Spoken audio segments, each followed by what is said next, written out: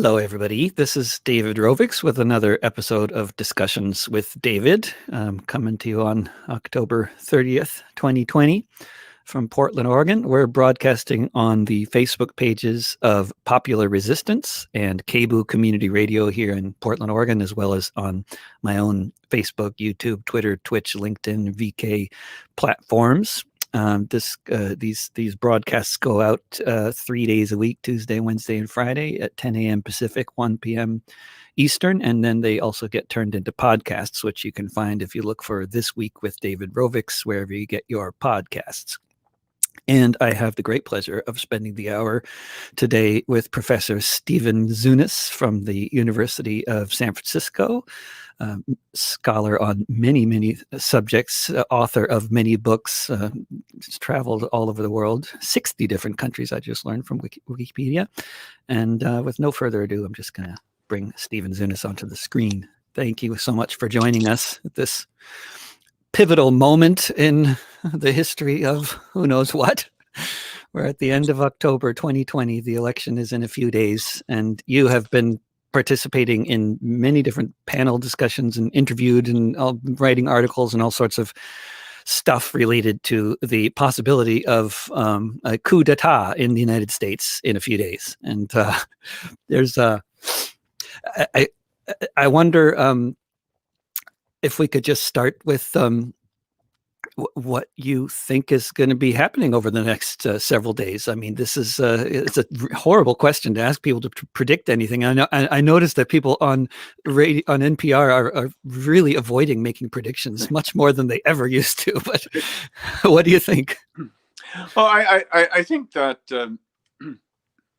at this point, it's looking increasingly likely that Biden will win by a comfortable majority.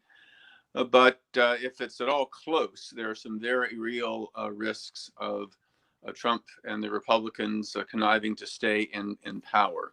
I mean, I would say maybe the odds of that happening are maybe 1 in 5. But, you know, if there's only a 20% chance of a fire destroying your house, you'd want to know where the fire extinguishers are and how to use them. And as a result, I've been looking at various scenarios where Trump could try to hold on to power. Now, I don't think he's going to stage a coup in the classic sense. I don't think he's going to say to hell the results, I'm staying anyway. I think it's going to be a more complex than that. It's going to be more, if this scenario comes through, it would be more of a situation where you have Republican-controlled swing states disallowing large numbers of the mail-in ballots, which tend to be which will likely be overwhelmingly Democratic, and primarily count the votes only cast on election day, which are likely to be largely Republican.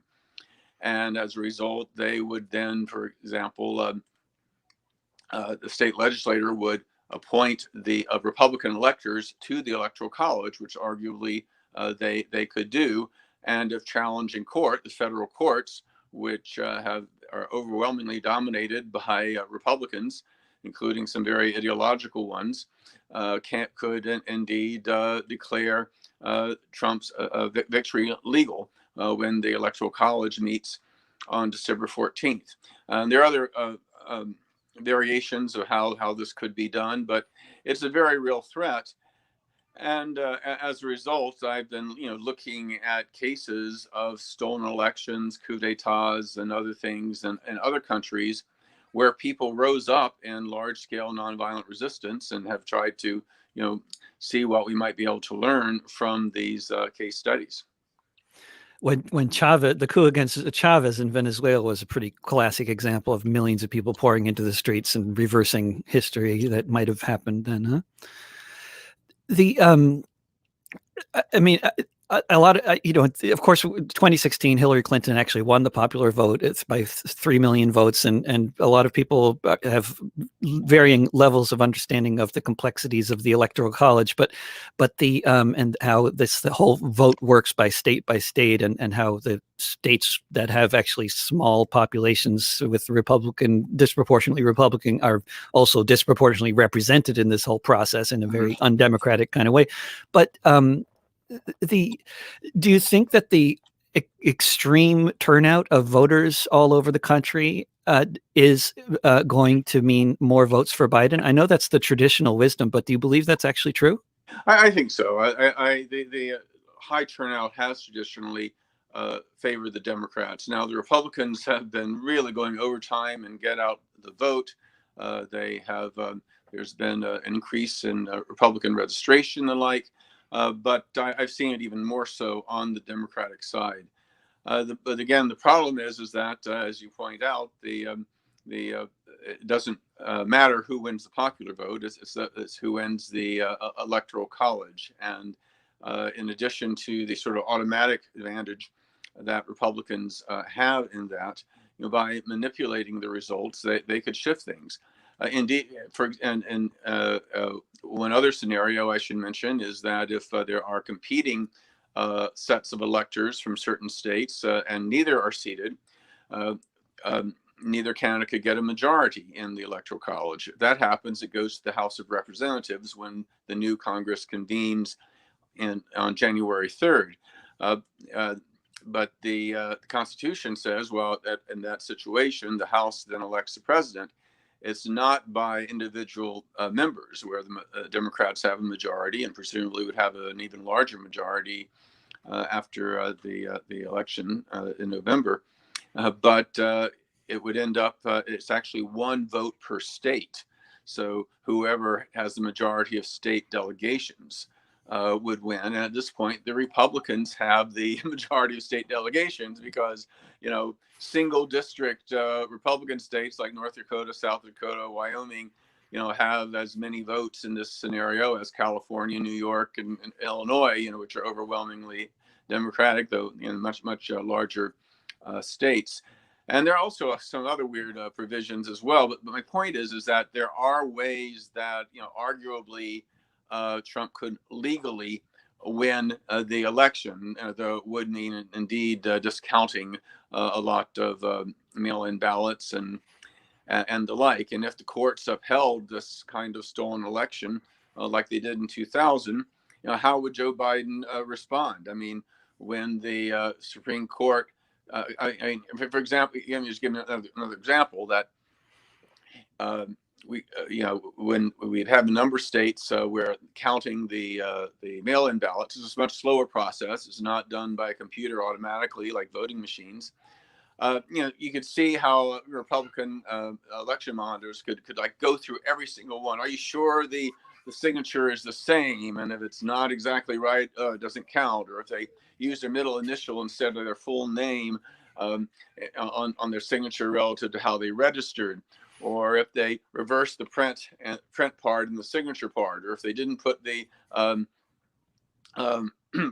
privacy envelope inside the mailing envelope, right? They could have all sorts of excuses to invalidate ballots. But even if they didn't invalidate them, they could just drag out the process so long that they wouldn't get to all the all the ballots before the deadline for the Electoral College to meet. Well, this is what happened in the recount in Florida in 2000, where they're in the process of a recount, but the Republicans kept slowing down the process by having to go through every single ballot, and time started to run out, and that's when the Supreme Court said it has to stop. Now, we now know that if every ballot had actually been counted, Al Gore would have become president. We would not have had George W. Bush in the Iraq War and all the horrors that followed. And so, but Al Gore, basically when the Supreme Court came to the decision saying this is a wrong decision, but it's a decision, so I concede. The question is, would Biden, if there was even grosser theft of the election, which is quite possible, would he do an Al Gore and essentially give in, or would he support a massive unarmed civil insurrection that could conceivably reverse it, as we have seen in a number of other countries that I've written about when their incumbent regime tried to steal the election?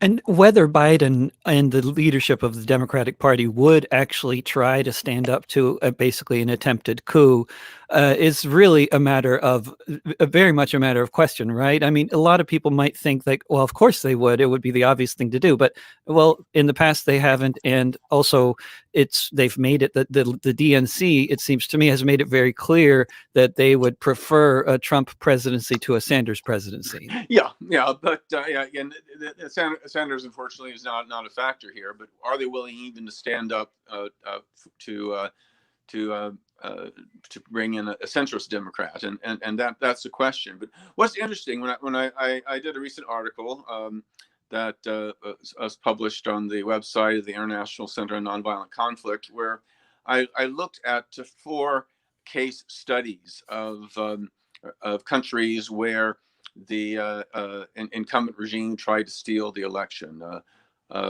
The Philippines in 1986, Serbia in 2000, Ukraine in 2004, and Gambia in 2016.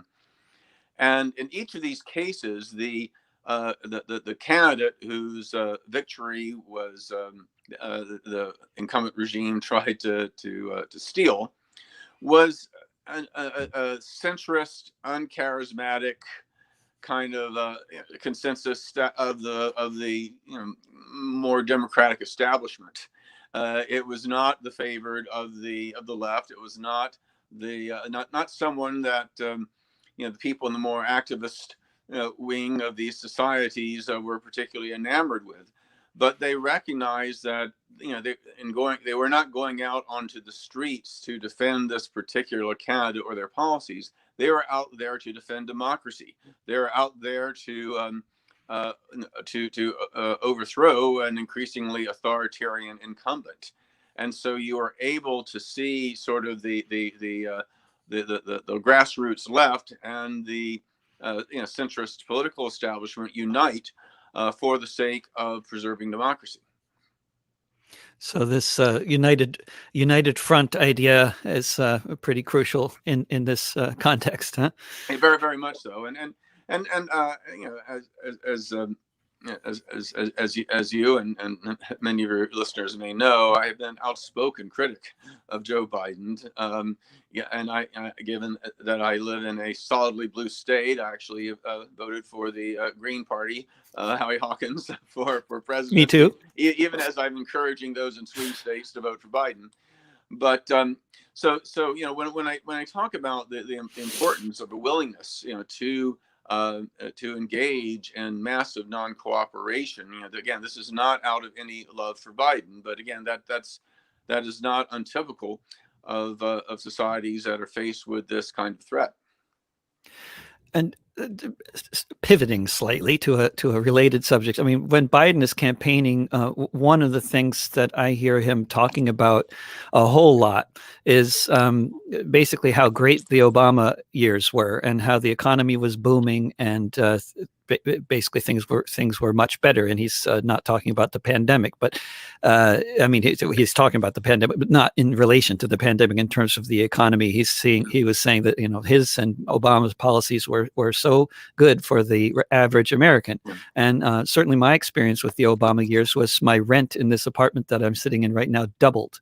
Mm-hmm. And that is also the experience of loads of people in California, up and down the West Coast, all over the country. And with the incredible rise in the cost of living and the cost of housing, and we got free healthcare out of it, or some kind of healthcare out of it. So that's a lot of good, fond memories of the Obama administration in terms of my babies were born for free who were born after that. But this is the rent doubling puts a real damper on it for a lot of people, and sure. I wonder how convincing is this argument? It seems to me that a large part of the reason Trump got all those votes was not just because of racists who were so fed up with having a black president, but because people's quality of life and there was declining. Well, statistically, the economy grew at a very healthy pace under the Obama administration, but 90% of it went to the wealthier segments of society. It did not help ordinary Americans. This was it was a neoliberal presidency by almost any measure, and certainly neoliberalism certainly seems appealing compared to the quasi-fascist orientation of the current administration. But it's certainly true that as we've seen with the rise of far-right movements in Europe and other parts of the world, that they have filled the vacuum that has that the left parties or center-left parties, have abandoned. That when you do not have a populism the only way to defeat populism from the right really is to have a populism of the left. And again, this kind of a centrist ideology is not one that really appeals to working class people.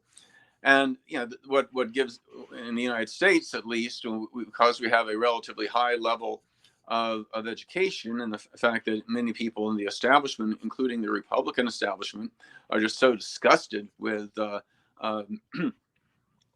Biden, or so disgusted with Trump that they're willing to support Biden.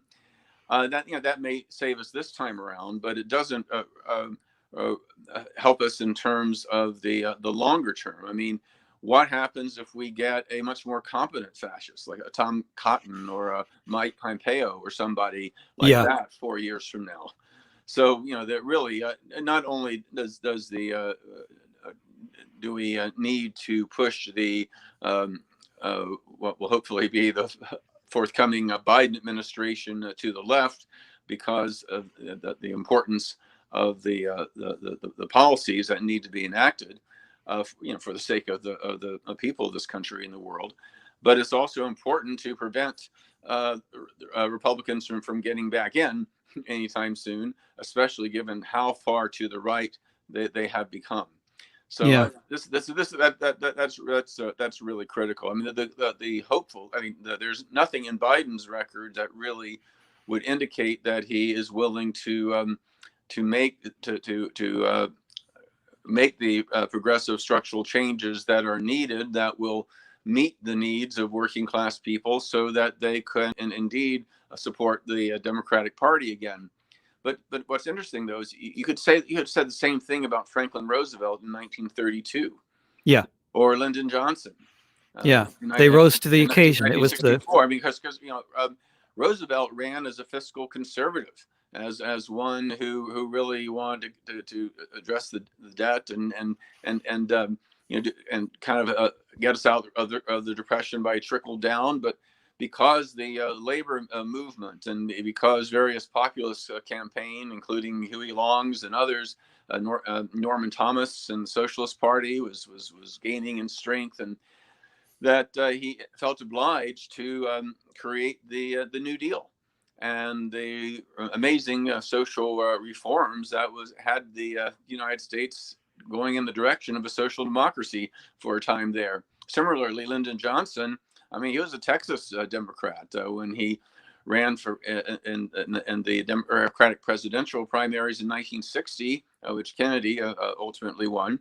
He was the most conservative of the four Democrats who were running, and yet it was under Johnson that we got the Great Society programs, Medicare, Medicaid, and so many other important programs. So, one can make a case that perhaps Joe Biden, may be the next FDR, LBJ, not because I think he's a great visionary, figure, but because the American people will force him to do so, because the Democratic Party is so much further to the left than it's ever been before. I mean, polls show that a majority of registered Democrats in this country now have a more positive connotation of socialism than they do of capitalism.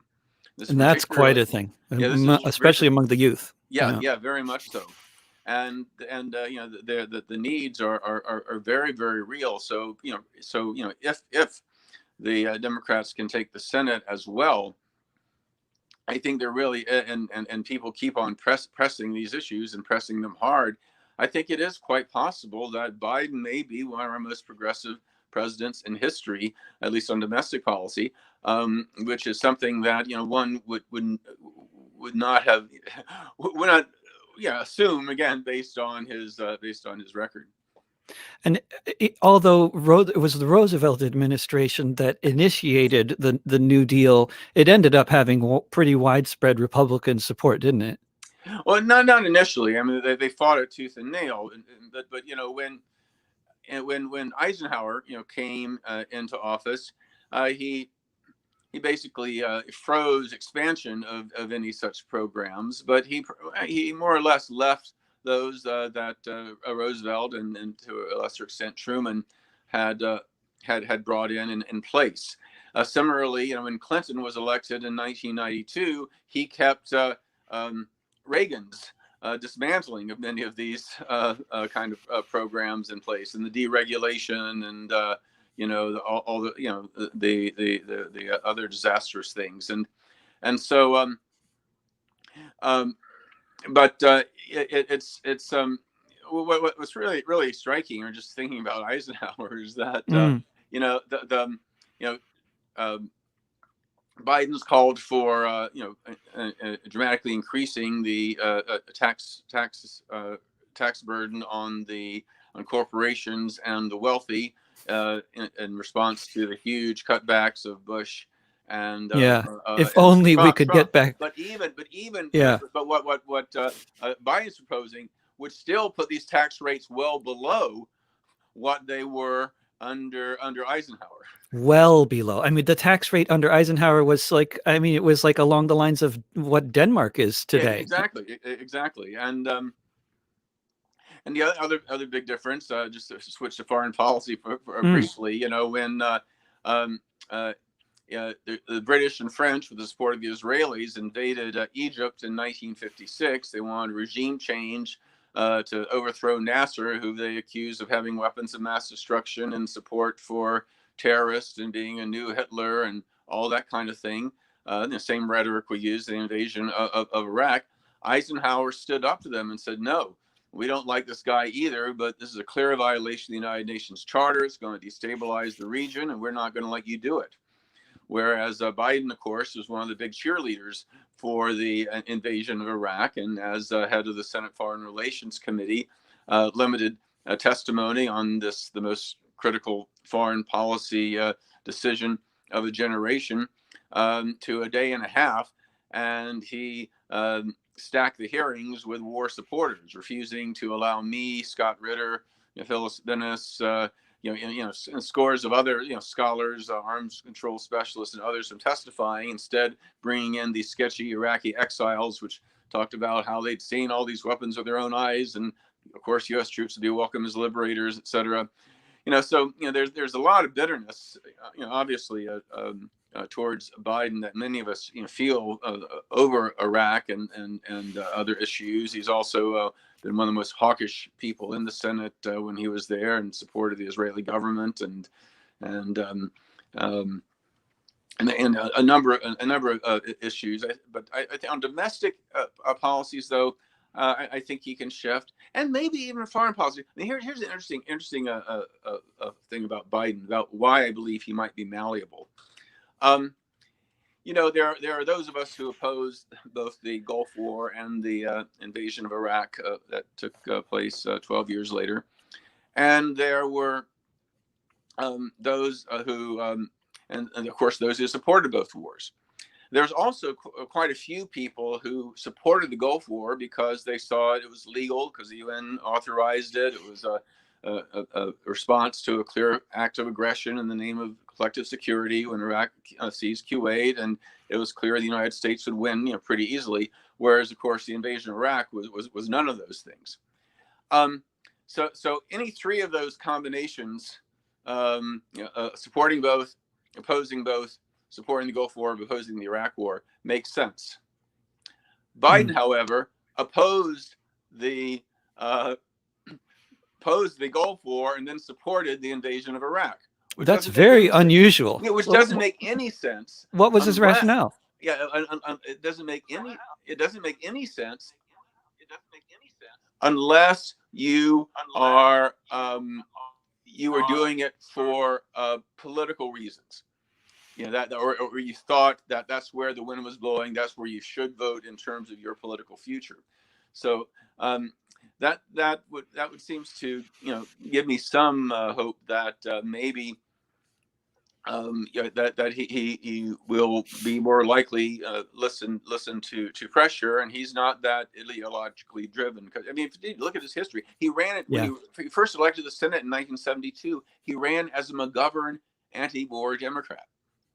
Wow. And so he's basically he's a total opportunist, which can hopefully be a good thing. Exactly. In this case, it could be a good thing. Yeah. The you mentioned that if Al Gore had been elected as he should have been in 2000, then we wouldn't have been we wouldn't have had the Iraq War. Of course, it's conjecture, but it seems quite likely given W was trying to carry on his father's legacy. And Gore was an outspoken opponent of the war. Okay, unlike some of his fellow Democrats. And then, so this is quite a likely probability that the war wouldn't have happened under Gore, but then under say Hillary Clinton or Joe Biden administration, we don't. I mean, it's conjecture, right? We don't know, but like the one moment when when the bombing of the Syrian airbase happened that Trump ordered, and then it was that very night, I believe, that Hillary Clinton was giving a speech in New York City where she said that if she had been president at that time, she would have bombed every airbase in Syria. That was part of her speech. Yeah, and one of the things about Trump is that he won in 2016. In part because I mean it was such a close race in those 4 key states that swung the Electoral College. Any number of factors could have made the difference, but one of them that definitely made the difference, and the election would have gone the other way otherwise, was Hillary's hawkishness, because a lot of people forget that Trump ran against Hillary Clinton to the left on foreign policy. He said, he talked about what a disaster the Iraq invasion was, and what a disaster the Libya intervention was, and how we spent trillions of dollars and made ourselves less secure, et cetera, which is all true. Except that Trump happened to support the Iraq war and Libyan intervention too, but he claimed that he didn't. But his critiques of Hillary had a lot of resonance. And he targeted these at white working class communities in places like Pennsylvania, Michigan, Wisconsin, where a disproportionate number of their youth did end up going to Iraq. And there was actually a Social Science Research Council, that had this study, and they found that if you looked at the areas that shifted most dramatically from Obama, who opposed the Iraq War in 2008 and 2012, to Trump in 2016, they parallel almost exactly the areas that had the highest casualty rates. Wow! From the Iraq War and Afghanistan wars. Wow. And the conclusion was that if the casualty rates had been lower, or if the Democrats had nominated an anti-war nominee, there's no way Trump would have won. And so we're all foreign policy is even less of an issue this year than it has been other years. And Trump has not been talking about it much, but when he has, again, he's given this kind of thing that I'm bringing our troops home, America first. I won't get us in these foreign entanglements like Biden so fond of getting us into. Now again, it's totally opportunistic. Trump has actually increased the number of troops in the Middle East, and not decreased them. We came damn close to a war with Iran back in January. His withdrawing troops, supposedly withdrawing troops from Syria, he took them away from areas where they are protecting the Kurds from slaughter by the Turks, but then moved them over to where the oil installations are. I know, the blatantness, Yeah. control them there. But Trump has something that I think both Democrats and Republicans haven't missed, is that have missed, and that is there's been a huge shift in public opinion about foreign military intervention, and it's not just the growing dovishness and anti-war sentiments in the Democratic Party, driven largely by younger people, but the Republican Party as well. I mean just to give an example, where there's in the Republican Party, there's the increasing kind of libertarian, America first, kind of views. The neocons may dominate the punditry and official Washington, but in the grassroots, Right. it's not nearly as strong, because I No. remember after Trump made his announcement of supposed withdrawal of troops from Syria, which again was not a withdrawal but a redeployment. But like 2 days after that, he was at a campaign rally in Texas, and he said, "I'm bringing the troops home," and the crowd started chanting, "Bring the troops home! Bring the troops home! Bring the troops home!" This is a Republican rally in Texas.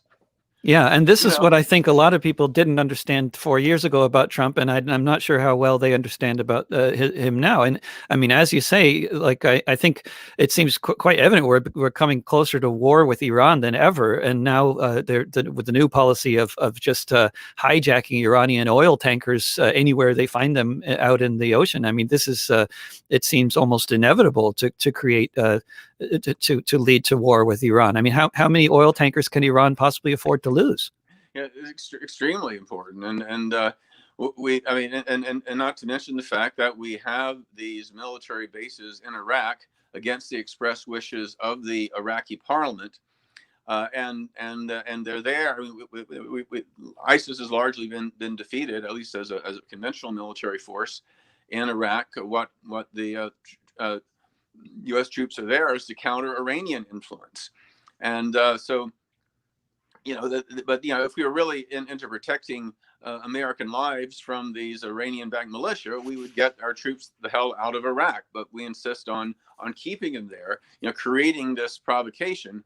But is this something that Biden could run on? Could he say Trump is wrong to keep troops there against the will of the Iraqi people? We should get them out. We don't want to provoke a war with Iran.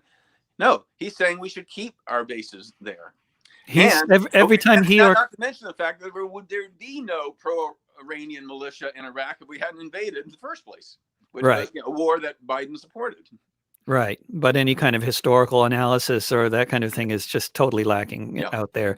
And both Biden and Kamala Harris, whenever they mention other countries, somebody pointed out recently who was looking at all their different mentionings of foreign countries, it's usually something negative. It's usually attacking some other country for doing something bad. So it's a very sort of hostile sort of foreign policy approach. And that, I wonder how much that might appeal or not to a lot of the folks who actually voted for Trump on the basis of him, oddly enough, being an anti-war candidate, which I think is a widespread phenomenon. Yeah, it's not helpful. And besides, I think people recognize that that Iran is not a threat. Russia and China even are not particular threats. When you have people dying by the thousands in a pandemic, because not just because of Trump's incompetence, but the fact that we do not have a universal affordable health care, and we don't have a lot of the kinds of safeguards that other advanced industrialized countries have, that have kept their COVID rates at only a fraction of what we have here. Yeah, and then let's note that some of the most successful countries at dealing with COVID have not been other industrialized countries. It's been countries like Cuba and Vietnam, right? Yes, very Senegal, so. Very impressive. Very impressive work there, and it's really what's disturbing, of course, is that what Trump has done is really has brought out some of the worst of this kind of the worst side of the American individualist ethos. I mean, there's a lot of stuff that's wonderful about American individualism, in terms of initiative, in terms of the distrust of government, and a lot of other things. And the left of the United States is more anarchist and less authoritarian than it is in most countries. But unfortunately, we're not seeing that in the right. We're seeing actually are starting to see, in the name of supposed individual liberties, a kind of fascist kind of movement. I mean, for years I kind of got tired of the left saying fascist, fascist, fascist, because yeah, I saw it as hyperbole. But this is real now. I mean, it's really scary, but that we really are seeing this kind of thing.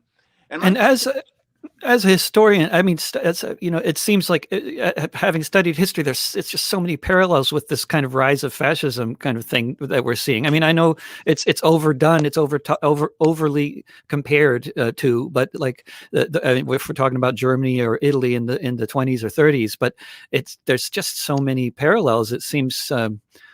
I mean, I was talking to a professor at a University of Massachusetts, Graciela Monteagudo, a couple months ago, and she said she gets tired of these comparisons because she thinks Trump is more like a classic kind of banana republic than like a well-oiled fascist machine. Like, and as you say, Mike Pompeo is a much scarier prospect as in terms of like intelligent fascists, although he's not very charismatic, so that might not help him get elected, right? But what about the historical parallels? Yeah, I mean, I think the one something to consider is that I don't think there'll be a fascist takeover in this country. I'm quite confident of that. I do think we have a strong enough a sense of individual liberties. And when the Patriot Act was passed, so in the first a series of city councils passed resolutions against it. But it wasn't, just, towns like Santa Cruz, California. It was little towns in Idaho and Montana as well. That there's kind of there's a strong libertarian streak to some degree that I think helps us to some extent. But so I'm not scared of a fascist takeover per se, but we do have to be afraid of is a term that we heard quite a bit in the 1980s in relation to Central America, and never thought we'd have to use here. But that is of right-wing death squads, right? And when I I think if we did have to have a mass unarmed civil insurrection against an effort to steal the election, I'm fairly confident that the U.S. military, would not go in and start massacring people. The military brass, frankly, are pretty uncomfortable with Trump, and more importantly, they swear allegiance to the Constitution, not to a particular president. As much as we may oppose them and some the horrific things the U.S. military has done over the years, I really don't even see the generals ordering massacres, and I certainly don't see rank and file soldiers doing it.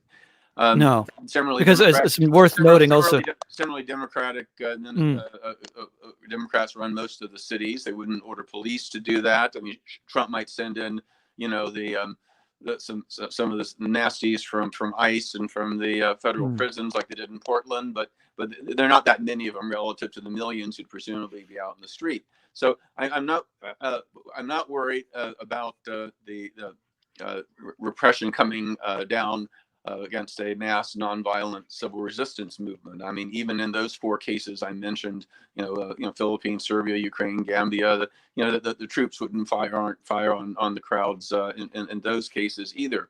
But what unlike those four countries, unlike virtually any country in the world, we have tens of millions of people with guns, including military grade hardware, who are Trump loyalists.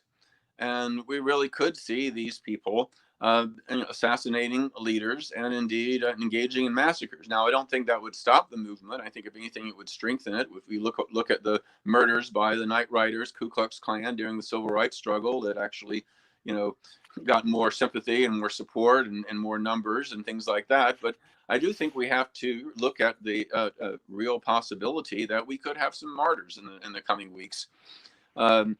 I think when people talk about civil war, I mean, of course, the term is constantly being thrown around all over the media now, and they never really define it, and I think it would be maybe useful if they did, because Americans, when we think of civil war, we think of the American Civil War, where with people lined up on the battlefield slaughtering each other. But this kind of civil war we're looking at potentially is much more along the lines of Ireland. Yeah. Yeah, and I think it'd be a mistake, a big mistake, if the left decide to try to take up arms, because we could never match them in their brutality, and numbers, and it would just kind of fit into the narrative that it's just a clash instead of of what it would be in reality, which is of course a fascist element to suppress democratic and forces. And what's interesting about the 4 cases that I looked at, as well as other cases of unarmed insurrections against authoritarian regimes, is that the leaders of these movements and virtually all the participants did not identify as pacifist.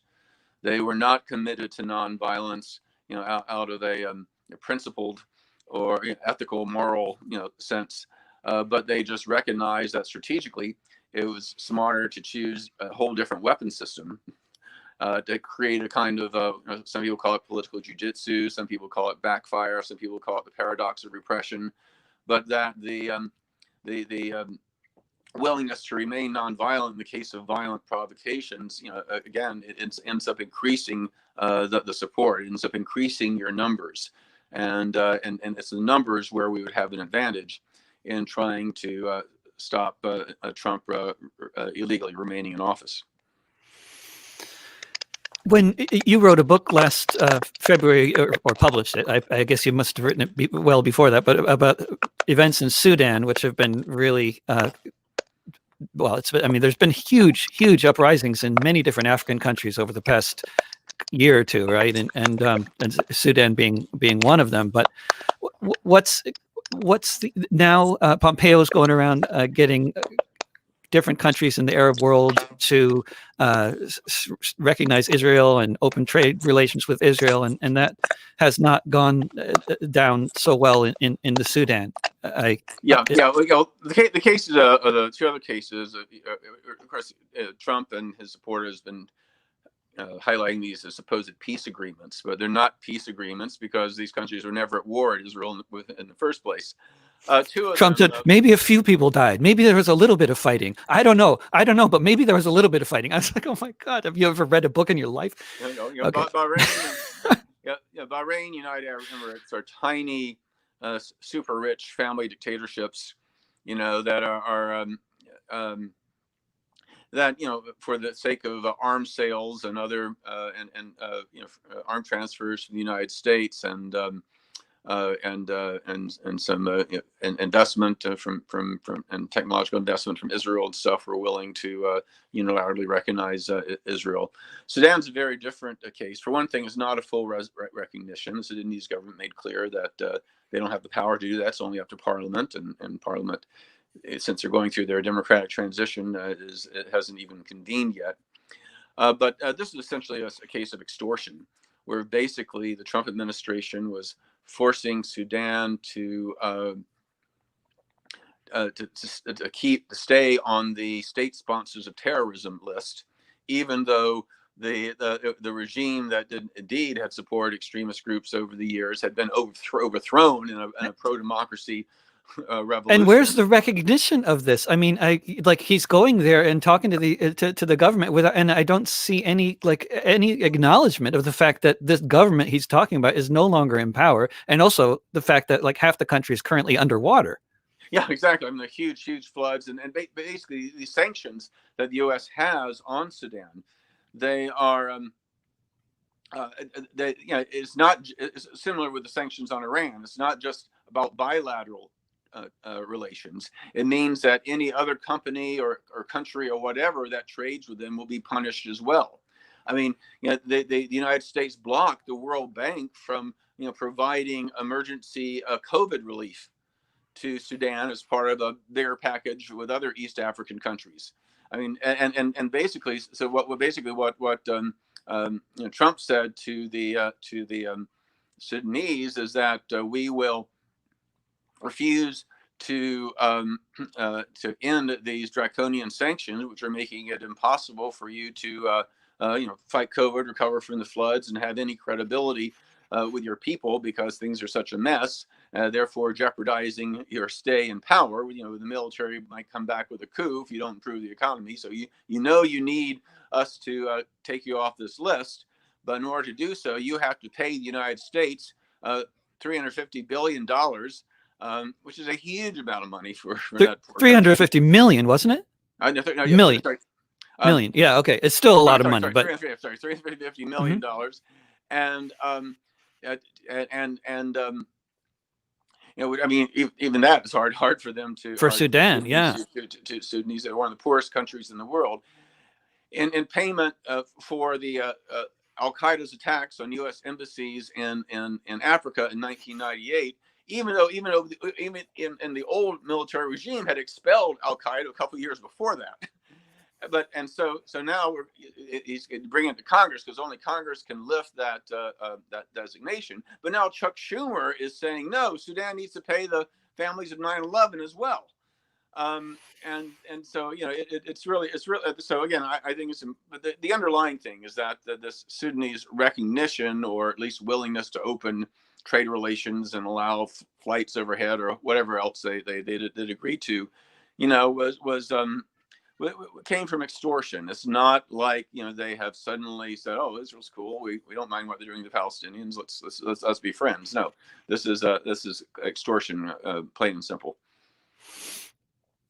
There was something that Alexandra Ocasio-Cortez was in Vanity Fair magazine recently and talking about how I guess the reporter was following her around her neighborhood in New York, and she was pointing to different people like walking down the street, waiters in the restaurant, and janitors and different people, saying if this person doesn't see their life improve under a Biden administration, then in 4 years it's over. Mm-hmm. Was how she put it.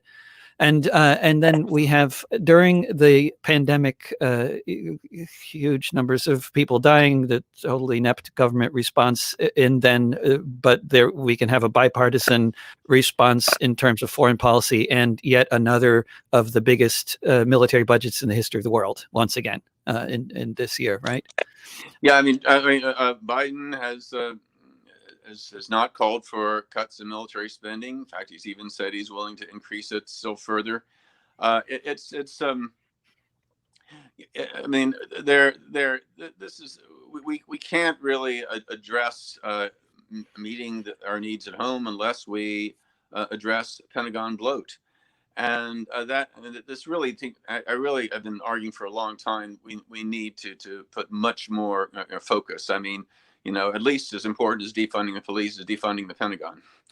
And but the real key is creating a kind of grassroots movement that will force the Biden administration to change. I mean, there's a famous case of A. Philip Randolph, the prominent civil rights and union leader, when he was head of the Brotherhood of Sleeping Car Porters. And this is back when train travel was the main way of interstate transit. He met with the newly elected Franklin Roosevelt to try to convince him to support a bill that would allow the predominantly black train workers to unionize. And he made his case there in the White House, and Roosevelt listened, and he said, okay, you convinced me. Now make me do it. Find a constituency that'll make me do it. And he lobbied the next few months, and eventually the National Railway Labor Relations Act was passed by Congress and signed into law. But I think that's something that's really really important. I mean, I think there are people, there are a lot of liberals who say, oh, just trust the Democrats once they're in office to do the right thing. And there's some on the left that say, oh, they're totally hopeless, nothing short of revolution. But what the fact is that people, we do need to mobilize, and we do need to apply the pressure, and that the thing is that the Democrats won't do the right thing unless we force them. The Republicans won't do the right thing in any case. And That's here's the really the thing main that distinction. That's, I no, would no, say, the no, no. main. Seriously, here's the thing Yeah. you know, but with Biden, we can really get some important stuff done if we really If we work hard push for it. hard. Yeah, Mm-hmm. but with Trump, it's hopeless, and that's the big difference. Do we want to be constantly be on the defensive, like we have been for the past 4 years, where all the attention is on Trump's latest outrageous tweets, even more so than his outrageous policies, or do we have a president where we can call out policies, that are outrageous or otherwise inadequate, and we can be on offensive, saying let's not let's not just save Obamacare. Let's have Medicare for all. Let's not just put back some of the not just sign back on to the Paris climate accord, but let's abide by every provision and do so soon. Let's let's we really that's why it's so important, I believe, that Biden be elected. And that's why I'm encouraging people in swing states, even those who share the kind of critiques of the Democratic Party that people like you and I do, to vote for Biden anyway, because we really need to get Trump out of office so we can have the political space to do so. Because we saw this in Latin America. The right-wing dictatorships were overthrown, and people said, yeah, but you have all these neoliberal governments and the IMF and structural adjustment programs. Things are really still really bad, which is true. But there's something to say for not having to worry about death squads coming into your house at 3 o'clock in the morning and hauling people away. It allowed for the political space for the trade unionists, women's organizations, peasant leagues, students, the progressive church, human rights organizations, and others to mobilize, and that led to the pink tide that has indeed led to some structural changes there. And that's, again, what we need to be here. Let's not have any pretense about what a Biden presidency would bring on its own, but let's recognize the importance of having a Biden presidency, so we can push for the change that's so desperately needed. And I do believe we will have some victories, not enough, but we will definitely have some victories under a Biden administration that we can look back on and be very proud of.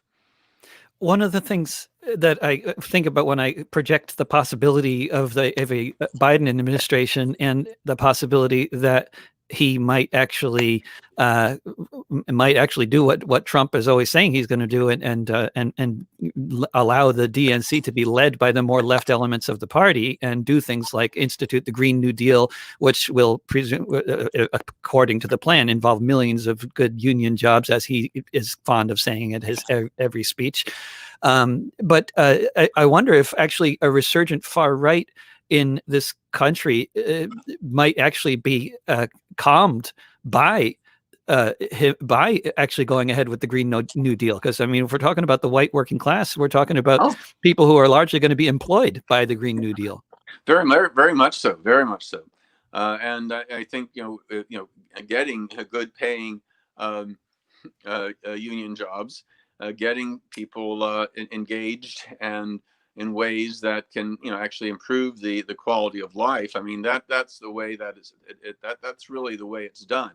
I mean, I think it's I believe that the social issues are very important in terms of women's reproductive rights and LGBTQ rights and all these other things, and we shouldn't compromise on those at all. But I've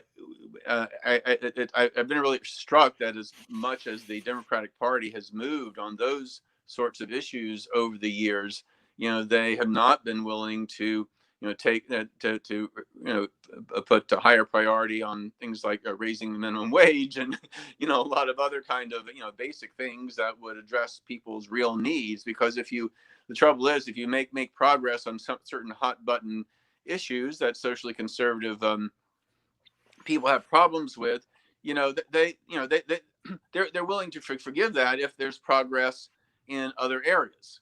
on material things. But if you don't have progress in material things, if you don't have things, the Democrats don't bring things that really improve their lives.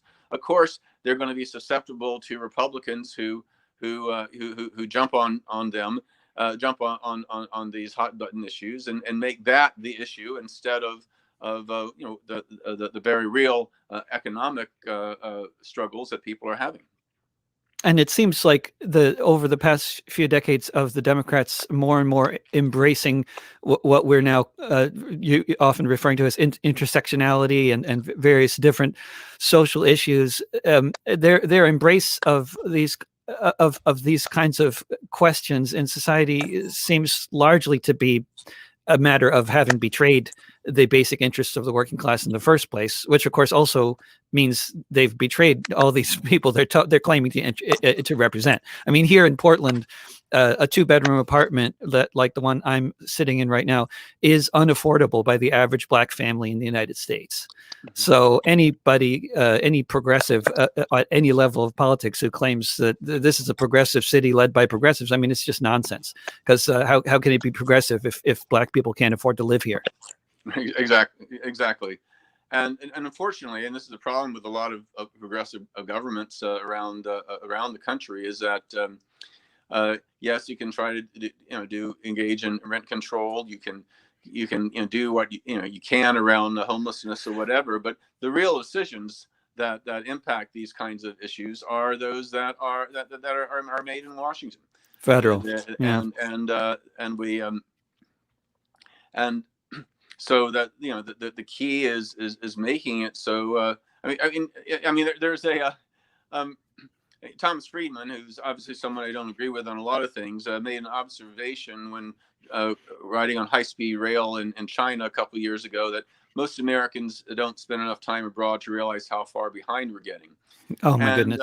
And someone who does travel abroad a fair amount, prior to COVID anyway, it's something certainly I noticed. But it's not just a matter of infrastructure in terms of high-speed rail and high-speed internet and all those kind of cool things, which I wish we had. But but with basic things like universal health care, like affordable housing, you just don't see homeless people going around.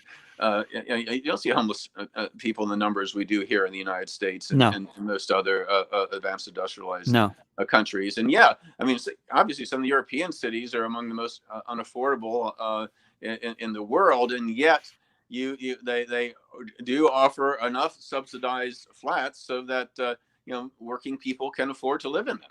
And again, that's becoming more and more a problem here.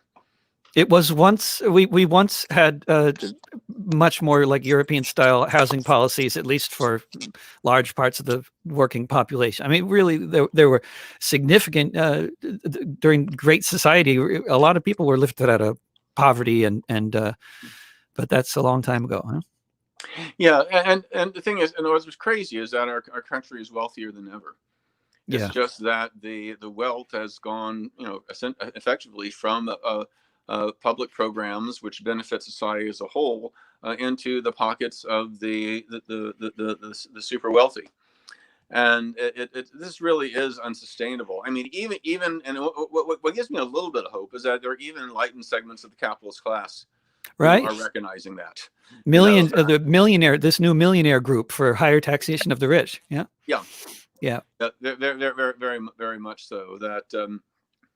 And this is something that's important, especially when we're talking about possible large-scale civil resistance to a de facto coup by Trump. Is that the kind of forces that Trump represents in certain ways, are extreme, even from the a mainstream liberal capitalist perspective, and that building a broad front is really important. And we saw how in the French resistance you had everybody from the Gaullists who are pretty conservative on a lot of things, and communists working together because they saw that the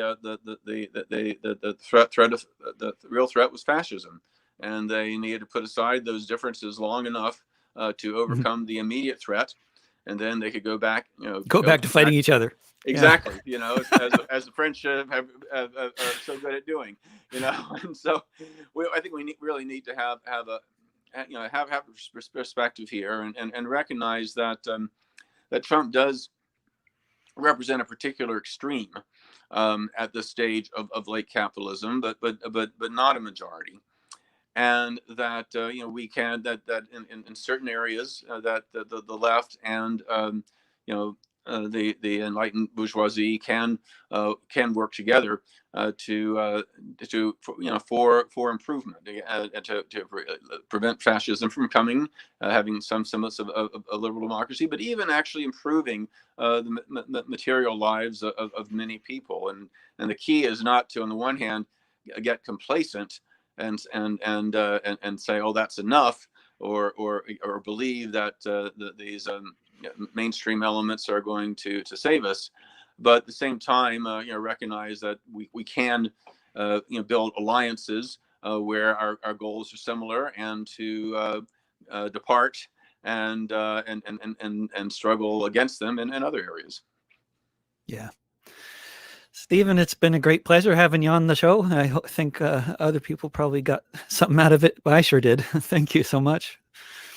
It's my pleasure. And if people want to see some of my recent articles that are relevant to this, I have an article in the Progressive Magazine websites. It was reposted in Common Dreams. Are we prepared to stop a Trump coup? Which looks at some of these questions. It also provides links to both an academic article, a monograph I did that looked at successful uprising against coup d'états, as well as another piece that I did that looked at those 4 case studies and what we can learn from them in a possible mass resistance after November 3rd. Yes, wonderful. Common Dreams. They can find it on Common Dreams. Actually, I just was reading that article, although I didn't think it said you as the byline. So there was no byline. It didn't have an author. And there were other articles related to the coup, stopping the coup, that haven't had authors. And I thought, oh, that looks like George Lakey. But then I tried retweeting one of those articles, and Twitter prevented me because it was talking about coups. Oh, weird. Interesting. Yeah.